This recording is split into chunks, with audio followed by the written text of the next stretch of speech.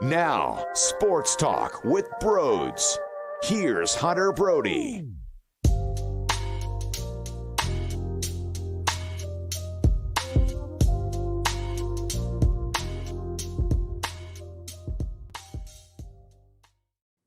That was killer. That was killer. I will label this. The way I see it is they missed a chance to apply basically impossible pressure. Now, what do I mean by that? Being down 0-2 and going into Citizens Bank Park where we lose our damn mind, that is significantly different than it being 1-1. Okay, I still think the Phillies did their job by at least grabbing one, and they're not in a horrendous spot by any means, but when you're gifted 4 runs, you have a 4-0 lead in the second inning, and you're trotting out Aaron Nola, I did not expect them to blow up the way that they did. This showed me a little bit of the old Phillies. Aaron Nola allowing back-to-back home runs, that way solo shots, that was very brutal and painful, and he just gave the San Diego Padres a little bit more life to climb back into the action, which you should have stepped on their damn throats. This was a gut punch. That 5th inning was so hard to watch, and it was so bad. My blood was boiling. I couldn't believe it. I was getting outraged, and I was driving home from the studio at that point. I just couldn't believe it. I wanted to throw my phone through my windshield because I was so upset. And what makes it that much worse, there's so many things that make it worse. 0-2 counts from Aaron Nola against his brother or against Juan Soto, and I couldn't stand the approach to them. I mean, come on, you're getting beat. It's just not allowed. It can't happen. There's also the fact, though, that Kyle Schwarber steals second base in the Phillies' half of the 5th inning. JT Realmuto should have been on first base, but there was a terrible third strike called, which wasn't there. I don't want to see any screenshots. Well, it nipped the corner. No. Brutal, disgusting, pathetic call. And with Bryce Harper up, something could have potentially happened. That's not why they lost the game. I thought Aaron Nola wasn't good enough. I thought Rob Thompson waited too long to get somebody to warm up. And oh, by the way, the person he chose in Brad Hand was just not there. I mean, I thought it was a very risky move because they saw Cronenworth, which, fine, you have your lefty-lefty matchup. But if you fail and if you don't come up in that spot, well, jury's up. Might scare you. Now, it's not as if he roped one to deep left field and crushed a bomb off of Brad Hand, but Brad Hand looked bad. He's hitting Cronenworth. You brought him in just for that guy. You knew that that was so important, Brad Hand. You knew that that was the matchup they elected and highlighted right there. It was so massive for you to get that out, and you hit him with a pitch? Now, I didn't even know if Josh Bell knew what was going on when he put the ball in play and things spiraled out of control. I don't know. But they definitely missed a golden opportunity because Aaron Nola wasn't there for you. The bullpen wasn't there for you. I didn't think the manager made the best decision. Waited too long to get Aaron Nola out. Waited too long to get somebody warming up, and then probably chose the wrong guy because, well, Brad Hand scares me. You gave them life, basically. It doesn't mean the Phillies don't have any life, because the Phillies do. And quite frankly, I still look at this as the Phillies are in control. Because basically, with 3 home games and then 2 on the road left, 5 games left in the 7-game series, it's a best of 5, and the Phillies have home field advantage. So look at it that way. It's extremely difficult to sweep a team in a 3-game series, let's say, and that's how I'm looking at this homestand. I'm looking at, as I break these down, I'm looking at it as a 3-game series. And now that you used your top dogs, it's Ranger Suarez. It's something similar to what they did with Noah Syndergaard, even though Rob Thompson say it might be a different starter. I don't know if he's trying to confuse the Padres and not play his hand. But Yeah, it's just extremely disappointing, and it's heartbreaking because they were up 4-0. Gifted, I don't care. I don't care if Juan Soto couldn't see the ball. I don't care if there was a mishandle over at first base. I don't care if Kyle Schwarber put it to that way and that scored a run, even though, the Padres could have done more with it. I don't care if there was a broken bat single. I don't care. 4-0 lead on the road, and that place was crushed. Blake Snell threw so many pitches. And I'll date back to game 1 in this series when Zach Wheeler threw 24 pitches in the first inning and then responded with 8 and then responded with 5 in the second and the third innings, respectfully. And I thought the Padres played into that by going first pitch, swinging, and trying to attack or whatever they were trying to do that they failed miserably with. Jump on some pitches early in the count. Well, it benefited the Phils. When Blake Snell goes to that extent early in the game, they allowed for him to settle back in. It's almost similar to what happened with Zach Wheeler in game 1, happened with Blake Snell. I don't think that they applied the pressure the same way to try and get him out of the ball game early after throwing so many damn pitches because of the brutal defense that was behind him. But being down 1-0, that's what Juan Soto just can't see the ball and it drops. We're laughing. We're pissing ourselves. 4-0 with someone who's been balling on the bump in Nola. And you gave them life. That place was dead. It was crickets. And they came storming back. Now, I'll give them credit because they didn't lay over and die. But the Phillies gave them one. This wasn't going to be easy. This wasn't going to be a sweep. The Atlanta Braves won game 2, and it was a 1-1 series going back to Philadelphia. There is a difference in a 5-game series in totality compared to a 7-game series. My point is, this is the playoffs. So you're going to ride the emotional roller coaster, then hop on and let's have some fun. But at the same time, after every loss, I don't want to hear that this team's screwed, that this team stinks, that this team doesn't have it because they pissed this one away. They did. But not all is lost. Both can be very true. Aggravated, disappointed, bothered, upset, heartbroken. Didn't think that it would happen to this team. You thought they were rolling so smoothly that when giving this opportunity, they would take advantage. All of that is real. And I deeply believe in it. At the same time, the Padres are a good baseball team and they are here for a reason. You have to earn it. Phillies didn't earn it. Padres earned game 2. They kept their head down. They kept going. They kept going. They kept going. Blake Snell, bad things happened, and not even to his own fault. His team let him down. Well, what did he do the rest of the way? While you look at Aaron Nola, the team got a huge lead for him, and he wasn't there for his teammates. Blake Snell was. Aaron Nola wasn't. I love Aaron Nola. I think he had a phenomenal season. Today wasn't his day, but he's not above criticism. If we're going to start listing the issues in tonight's game, which doesn't mean all of these people are problems forever and all of these people are bad at their job, tonight wasn't the best execution.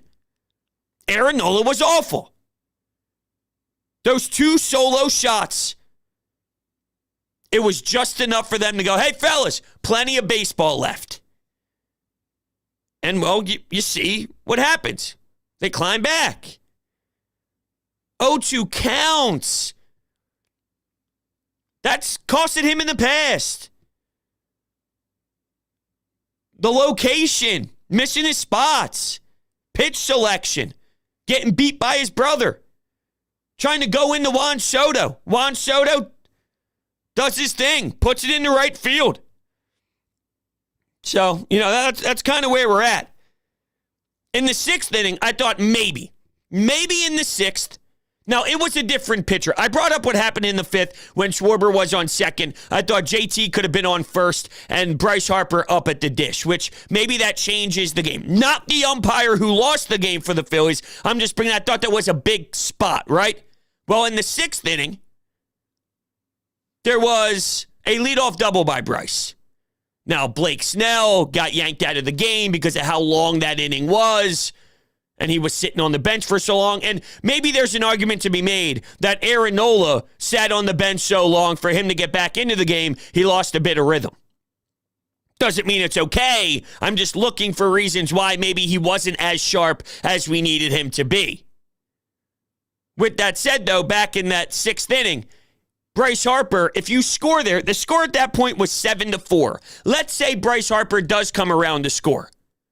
7-5. 7-5 in the 6th inning feels a bit different, doesn't it?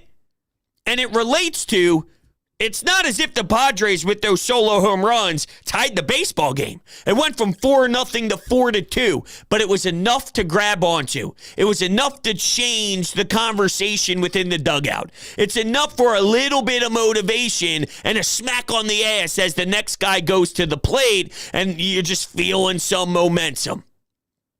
What could have transpired there was a bit of momentum. Now, eventually, David Robertson got crushed by Manny Machado. Manny Machado turns a nice double play. I'm just looking at what else. But you never know how that changes the rest of the game. The game doesn't play out the same exact way. Rhys Hoskins hits a home run in a bit of garbage time, so I don't know if that would have, like I said, changed everything.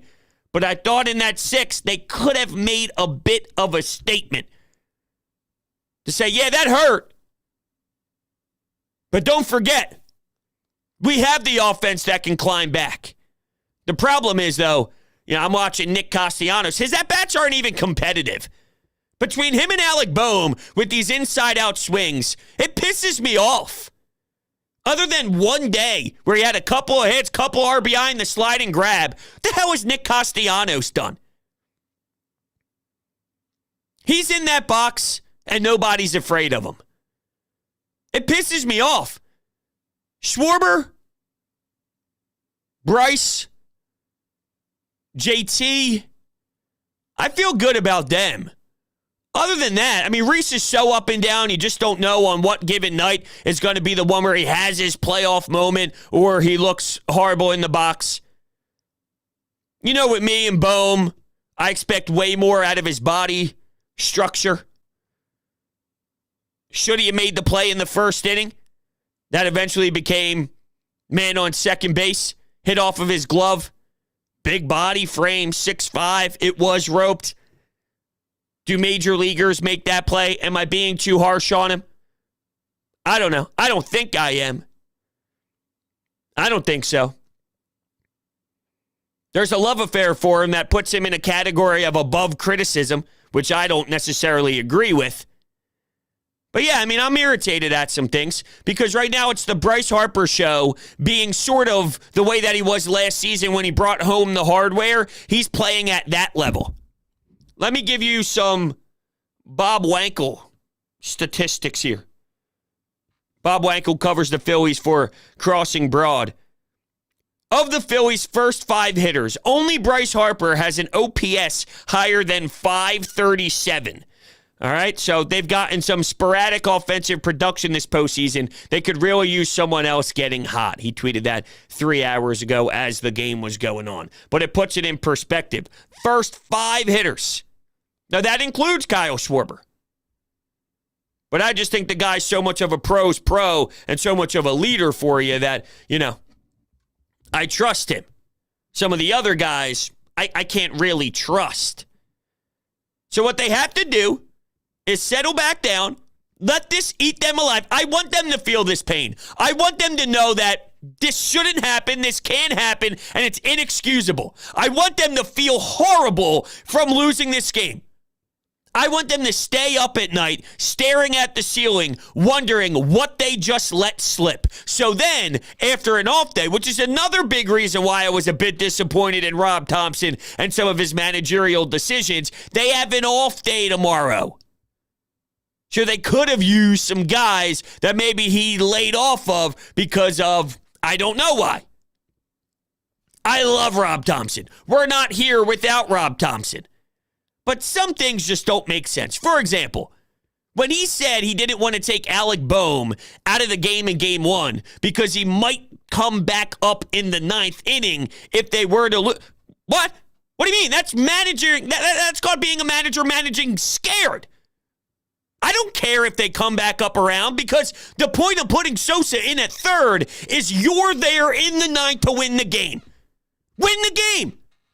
And if Sosa makes that play, you don't have to worry about the ninth. The only reason why you might have to worry about the ninth is because you're keeping Bohm in the game and his defense isn't good.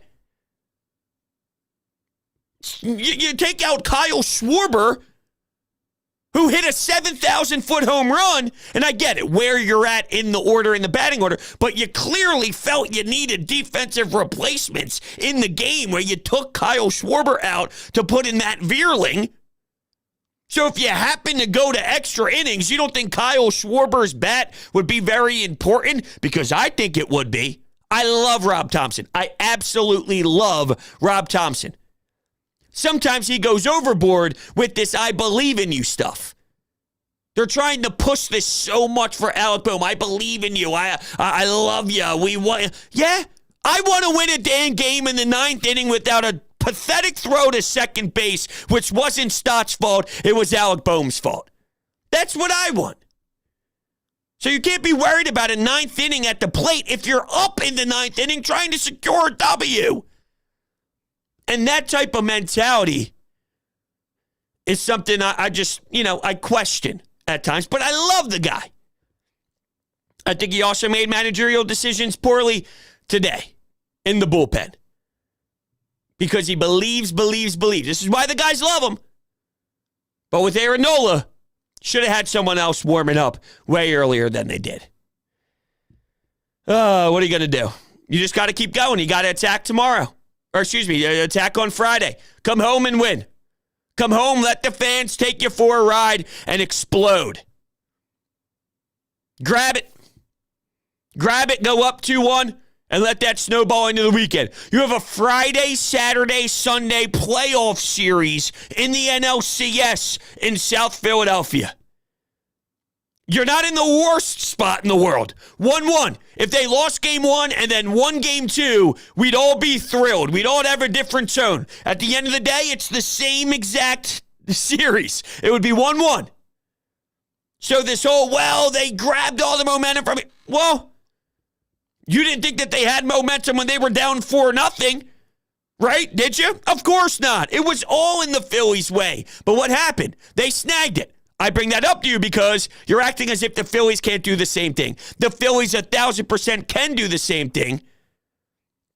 It's a sour taste. Let us use this half an hour to rant, to vent, to get out how we feel. So then we can hit the reset button with Ranger against Musgrove. I'm afraid of Musgrove just because I saw the way that he went into New York in Citi Field in a game 3 and said, screw you, jerk-offs. Watch this. Watch what I'm about to do. Watch this gem. And Ranger did not have the greatest day at the office his last start. And I don't know what Ranger we're going to get. He has the ability to dominate. He has the ability to pitch a very strong game. But so does Joe Musgrove, unless Rob Thompson starts playing with his ears to see if there's something going on. Unless he's cheating the system a bit.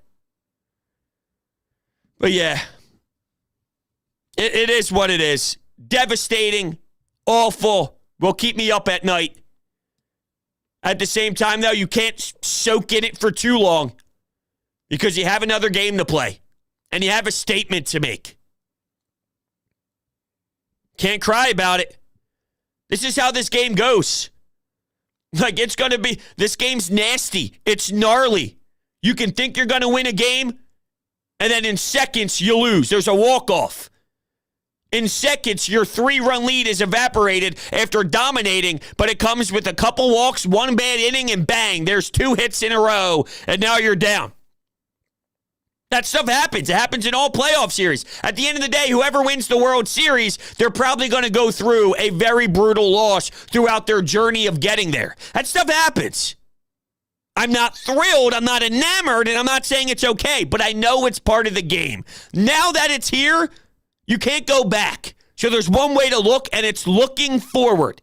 So it's about the response. If Ranger gives you 6 2/3 of 1 earned run ball, and your offense gives you 6 runs, and you walk away with a 6-2 W, you're up 2-1, and then you look at game 4 at home over the weekend, you're feeling great. So, just like I said, 2 things can be true at the same time. Disgusting. Thought that you were different. Didn't see this coming. This reminded you that they're not perfect. This reminded you that some of the old Phillies is still available in this team. It can still happen. 4-0 lead with Aaron Nola. The team looked lost. The team looked defeated. As they were trotting off the field, I watched Juan Soto after he put on an embarrassing effort because he couldn't see from the sun. And you let your pitcher out to dry. How does the next inning happen that way? And even after that, even after the score became 4-2, it's a couple good innings from Aaron Nola. Just in the 5th with 2 strike counts, poof, goodbye. Let's look at that. So you go to the bottom of the 3rd. 1-2-3 inning. Getting Soto to ground out to shortstop and gets Manny Machado swinging. You go to the 4th inning. Cronenworth strikes out swinging. Drury lined out. Bell struck out looking. So your 3rd and your 4th, even though the lead was cut in half, after the 4th, I felt okay. Until I didn't. All right, we'll take a couple calls. Damn. Hey, Broads. Long-time listener, first-time caller. Tough game today. And thank you for everything that you do. You're awesome. You get me through the ups and the downs of the season. So tough loss today. Obviously, the 4-run lead withers away, but we can't expect Nola to have electric stuff every time he goes out. And a lot of people putting blame solely on him. I just don't understand that at all. I wanted to get your take on potentially Game 4. So obviously Game 3, we have Ranger Suarez going, which is, I don't know how I feel about that one, but Game 4, Ricky Bowe brought up a good point on the post-game show and mentioned a potential Zach Eflin start for Game 4. So what are your thoughts on that? Just curious. Awesome. Thanks for everything you do. Well, thanks for the great call. Love the first time, long time thing. Just thank you so much. I'll start with the Aaron Nola point. It's not that it's solely on Aaron Nola, but Aaron Nola wasn't good. Aaron Nola was bad. I think it's just fair to say Aaron Nola was bad. So I'm not saying the only issue in the entire game was Aaron Nola, because I would love for the team. Mistakes happen. Bad outings happen. I need my team to help out other players. When Rhys Hoskins makes an error, will someone step up? Now, unfortunately, I bring that up, and the last time that happened, there was the dribbler and the hit up the middle and all that stuff. But when Alec Boehm throws a ball that's horrendous to Bryson Stott, Jose Alvarado can still get Josh Bell getting out at the plate, and there you go. I mean, he did his job. There's times where someone's going to cost you, but will you step up as a team? Brad Hand couldn't. The bullpen really wasn't what you wanted in general. I just can't stand even watching Connor Brogdon in the game just from a general sense, but that's more of just because of some of the things we've seen in the past. I mean, I need someone else there. And no one else can make up for that. But it starts with him. He is the starter. It starts with him. So that seemed a little too lenient and a little too much of I love Aaron Nola that I can't put blame on him and say that he was awful. It just seems that way. Maybe I'm off base. Maybe I'm going a little too intense. But that tone is sort of, well, I don't want to blame Nola because you're here in this position because of Aaron Nola. You're not wrong. Zach Wheeler and Nola has carried the way. But if we're going to look at how they've won, it's because they've been so dominant. So if I'm looking at how this team is going to win, I have to be honest here. It's going to be your pitching instead of your offense. And there's going to be guys that struggle. And Aaron Nola is human. It's okay to be human. As long as the next time he gets the ball, he shines. He can't have another hiccup. He can't have another awful game. 2 in a row, then it's even harsher. But yeah, I mean, Aaron deserves a lot of the blame. Not the whole thing, but he deserves a good portion of it. He took the ball with the 4-0 lead. Home runs and 2 strikeouts. 0-2 counts. It's Major League Baseball. 0-2 counts. Look at the percentages on when you put guys away with that. Or how many times, let's look at the less about being a pitcher facing an 0-2 count. Think about being a hitter facing an 0-2 count and how many times that results in something that you're not satisfied with. Can happen. Who would I go with the pitcher in the 4th? I'd go right back to Syndergaard. That's just me personally. It worked last time, and I would try and grab a couple innings out of it, and then you roll.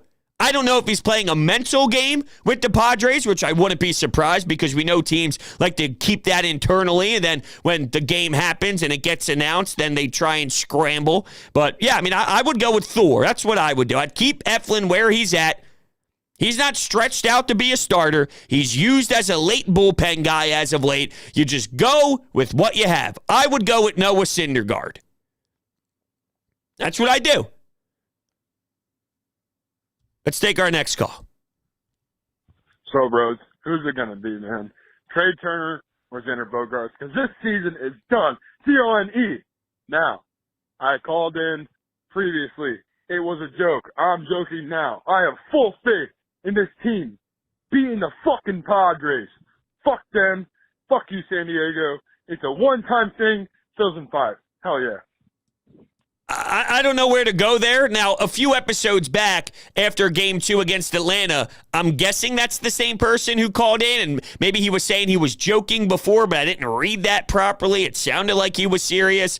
I don't know. I don't know, but yeah, just irritated. Irritated. I still feel good about this team. They just made it tougher for themselves. They made it harder on themselves. It didn't need to be this way. Imagine the series being 2-0 Phillies heading into Philadelphia. Over. That's why in the beginning of the show, I said they had a chance to apply impossible pressure. Impossible pressure. That's how intense coming back from an 0-2 series deficit on the road would be. Because if you won one game, it ain't enough. They'd have to win the 3-game series in Philadelphia from a technical standpoint. And I would put my money that the Phillies, with this loud fan base going nuts the way they've showed their heart and passion for this team, I thought that would be a very difficult task. And even if they did somehow do that, you look at, and by the way, Wheeler, Nola, turning around the starting rotation, you have to beat them in it would be game 5, Wheeler, with the off day tomorrow. Just saying. It's hard. Now, the door's open a bit more for San Diego. I still like our chances, but that's how it's all changed. So, with that, we have a couple more calls here in the hopper. Actually, a bunch more came in as we started the show, but we'll take one more call. We'll take one more. At the end of the day, I'm happy that the Phillies managed to go into San Diego and take at least one game and come back to Philadelphia with the home field advantage. But you had a 4-run lead in this game, and let's be honest, Aaron Nola completely sold this game. Like, you spot this guy who's been great all postseason long, a 4-run lead, and he regresses to the Aaron Nola that we've seen in late seasons for the past 4 or 5 years. Now, this team got punched in the mouth, and they're going to have to answer. They answered last time against the Braves, and I'm hoping that the same can happen right now. I believe they can. I believe they can. I have faith that they can. Because this team, since 3 weeks ago, has transformed into something special. And they have shown that they can handle adversity. And when there's tough times, there's something to be said about the way they rally together and then become one that we're all happy with.